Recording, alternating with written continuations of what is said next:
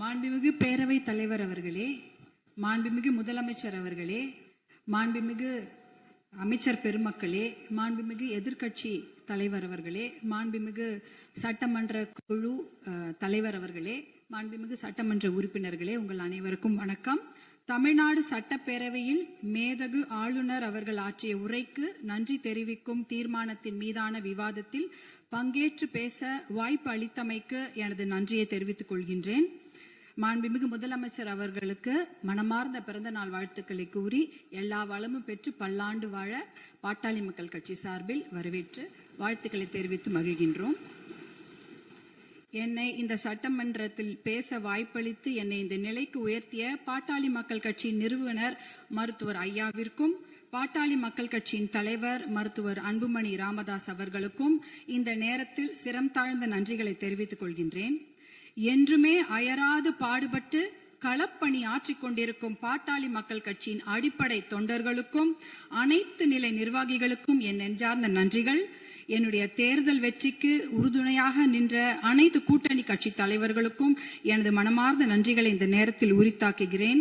என்மேல் அன்பும் பாசமும் நம்பிக்கையும் வைத்து எனக்கு வாக்களித்த எனது தர்மபுரி சட்டமன்ற தொகுதி வாக்காளர் பெருமக்களுக்கும் அனைத்து சகோதர சகோதரிகளுக்கும் என் மனமார்ந்த நன்றிகள்.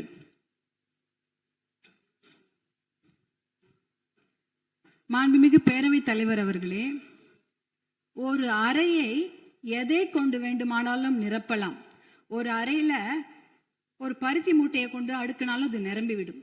இல்ல அதே அறையில ஒரு என்ன சொல்றது, ஒரு வைக்கோல் போரை வைத்தாலும் அது நிரம்பிவிடும்.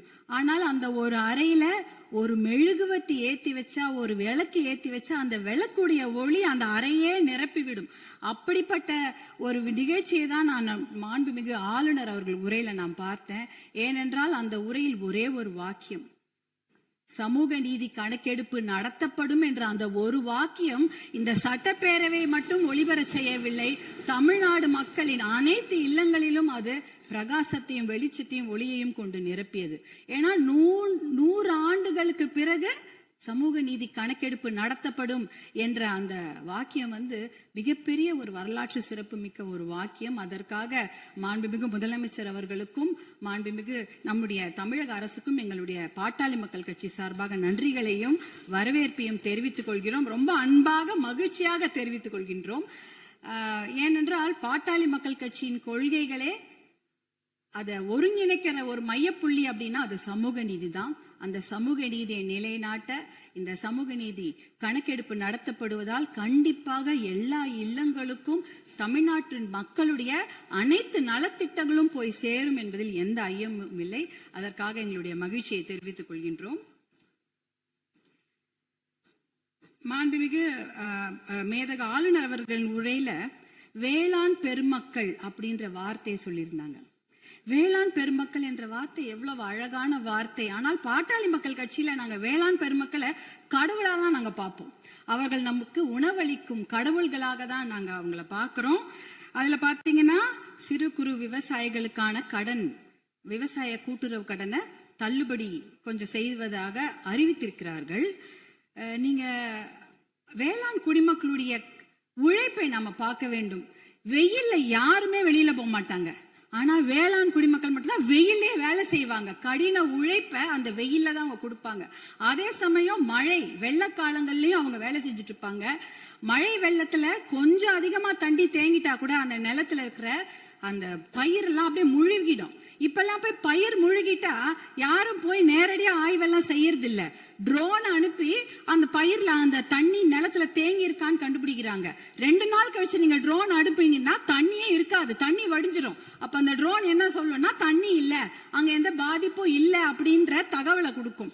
இப்படி எவ்வளவு பிரச்சனைகள். அதே அறுவடை செய்து விட்டார்கள் என்றால் பாத்தீங்கன்னா அந்த டைரக்ட் ப்ரொக்யூர்மெண்ட் சென்டர், அதாவது டிபிஆர்னு சொல்லுவாங்க, அந்த கொள்முதல் நிலையங்கள், நேரடி கொள்முதல் நிலையங்களுக்கு மூட்டை மூட்டையா அரிசி எடுத்துட்டு போவாங்க. ஆனா ஒரு கொள்முதல் நிலையங்கள்லயும் ஒரு நாளைக்கு இவ்வளவுதான் அரிசி எடுத்துக்க முடியும், இவ்வளவுதான் மூட்டை எடுத்துக்கொள்ள முடியும் என்ற அளவுகோல் இருக்கும். ஆனால் அந்த அளவுகோலுக்கு மேல ஆயிடுச்சுன்னா அந்த மூட்டையை வச்சுட்டு வெயிலையும் மழையிலையும் அங்கேயே இருக்கணும். அது என்னவா இருந்தாலும் சரி, மூட்டையை அவங்க நிலத்துல இருந்து எடுத்துட்டு போயிட்டாங்கன்னா தனியார் அந்த கொள்முதல் நிலையங்கள் வாசல்லே படுத்து கிடப்பாங்க. மழை பெஞ்சிச்சுன்னா அந்த மூட்டையெல்லாம் உள்ளே முளைச்சிடும், கெட்டு போயிடும். இப்படி எத்தனையோ சிரமங்களை மீறி தான் அவங்க நம்மளுடைய உணவு மேசைக்கு சாப்பாடை கொண்டு வராங்க. அதற்காக அவங்க வாங்குற கடன் பாத்தீங்கன்னா தனியார் வங்கிகள்ல வாங்குவாங்க, தேசிய வங்கிகள்ல வாங்குவாங்க, கூட்டுறவு கடன் வாங்குவாங்க. யாருக்கிட்ட வேணாலும் கடன் வாங்கி அந்த விவசாய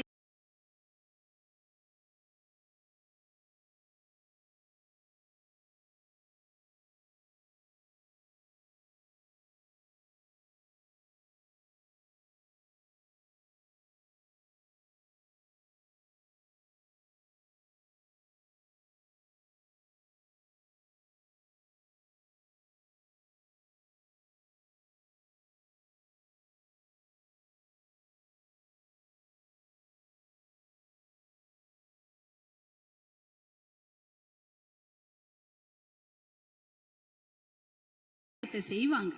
அப்படி இருக்கும்பொழுது அந்த வங்கி கடன்களை நாம தள்ளுபடி செய்ய வேண்டும். மகாராஷ்டிரால பாத்தீங்கன்னா எல்லா வங்கி கடன்களையும் தள்ளுபடி செய்திருக்கிறாங்க. நம்ம தமிழ்நாட்டுல நம்ம கூட்டுறவு கடன், அந்த கடனை வாங்கின கடனை முழுமையாக தள்ளுபடி செய்ய வேண்டும் என்பதுதான் எங்களுடைய வேண்டுகோள்.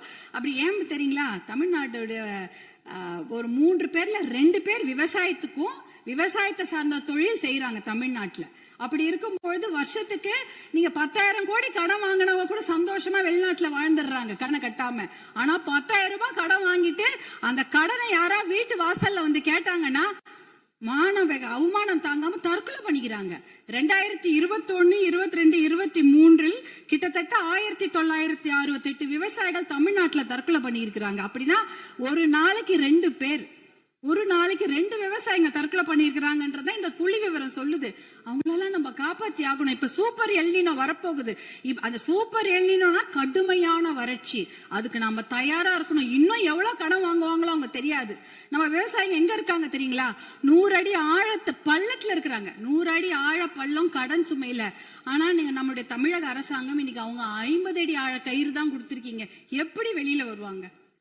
50 அடி கயிறை அவன் 100 அடி ஆளும் பள்ளத்திருக்கிறாங்க. அந்த விவசாயிங்க எப்படி வெளில வருவாங்க? முழுமையாக கடனை தள்ளுபடி செய்தா தானே அவங்க அந்த கடன் பிரச்சனை வெளியில வந்து அவங்க அடுத்த வேலையை பார்க்க முடியும். அதனால நீங்க உங்களுடைய அதிகாரிகள், மாண்புமிகு பேரவைத் தலைவர்கள், உங்கள் வாயிலாக முதலமைச்சரை நாங்க கேட்டுக்கொள்வதுதான். உங்களுடைய அதிகாரிகள் சொல்லுவாங்க, ஐயோ நிதி சுமை, கடன் சுமை, கூடுதல் செலவினம் அப்படிலாம் சொல்லுவாங்க. ஆனா அதையெல்லாம் ஒரு புறம் ஒதுக்கி வைத்து விட்டு அவர்களுக்கு முழு கடன் தள்ளுபடி செய்யணும். ஏற்கனவே 2000 கோடியா 6000 கோடியா உயர்த்திட்டீங்க.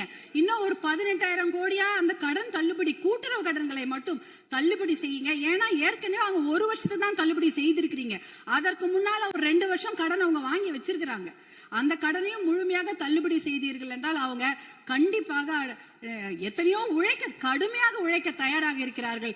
அவங்களுக்கு அந்த ஒரு ரெஸ்பெக்டை நம்ம கொடுக்கணும், அவங்களுக்கு அந்த நிவாரணத்தை நாம் தர வேண்டும் என்று உங்களை எல்லாம் நாங்கள் அன்போடு கேட்டுக்கொள்கின்றேன். அடுத்ததாக பார்த்தீங்கன்னா, தமிழ்நாட்டில் 2026ஆம் ஆண்டில் ஆட்சி மாற்றம் ஏற்படுவதற்கு காரணமாக இருந்தது பெண்கள் மற்றும் குழந்தைகளுக்கு எதிரான குற்றங்கள் கட்டுப்படுத்தப்படாமல் அதிகரித்ததுதான்.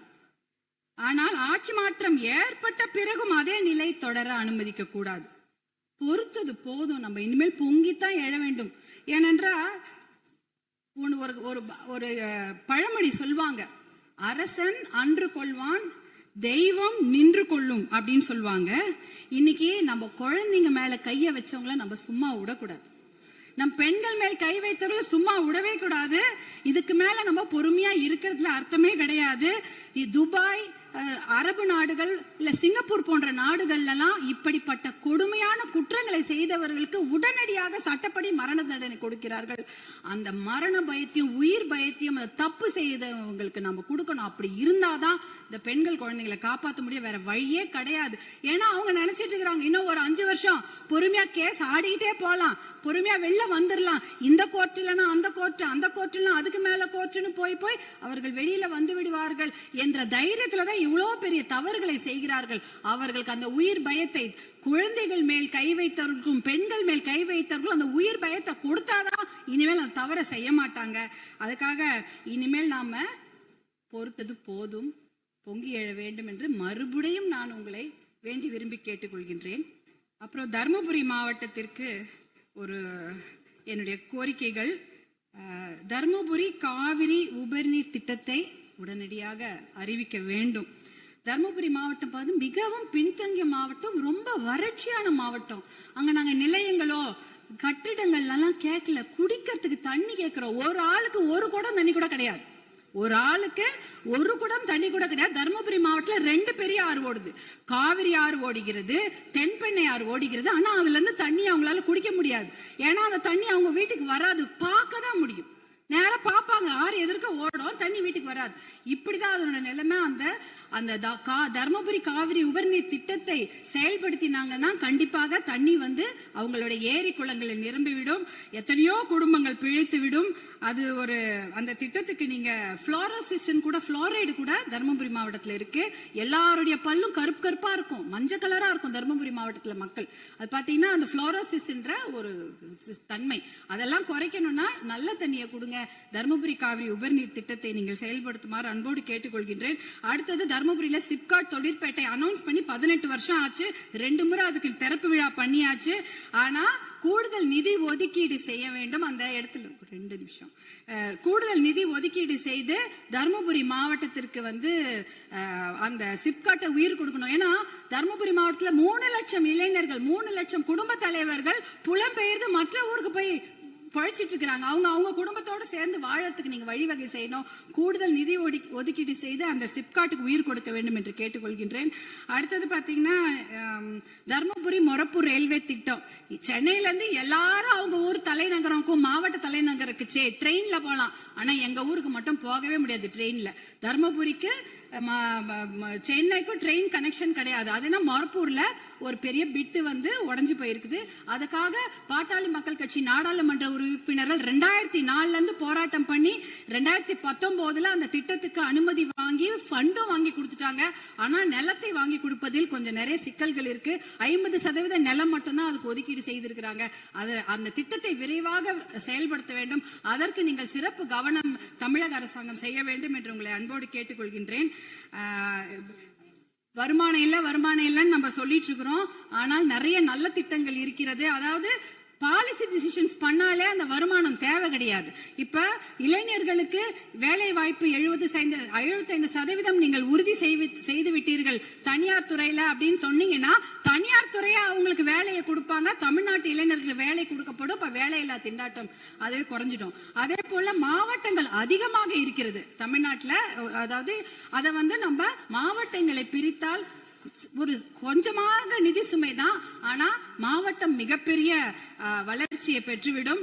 அதே போல பில்ஃபரேஜ குறைக்கிறோம்ட்டு கவர்னருடைய மேதக ஆளுநர் உரையில இருந்தது. கனிம வள கொள்ளை தடுத்துட்டா 1.5 லட்சம் கோடி 2 லட்சம் கோடி ரூபாய் நம்மால வருவாய் தமிழ்நாட்டுக்கு கிடைக்கும். அதே போல சேவை உரிமை பெறும் சட்டம் 21 மாநிலங்கள்ல இருக்கிறது. அது பொதுமக்களுடைய நலனுக்காக கொண்டு வரப்பட்டது.